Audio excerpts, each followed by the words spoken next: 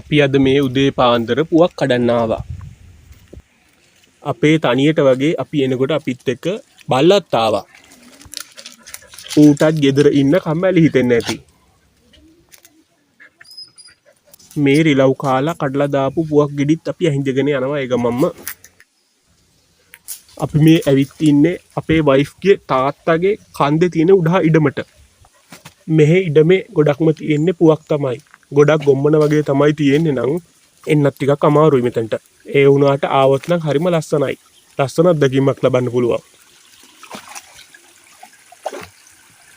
ඉඩම අයින දිගට පොඩි දියපාරකුත් ගලාගෙන යනවා.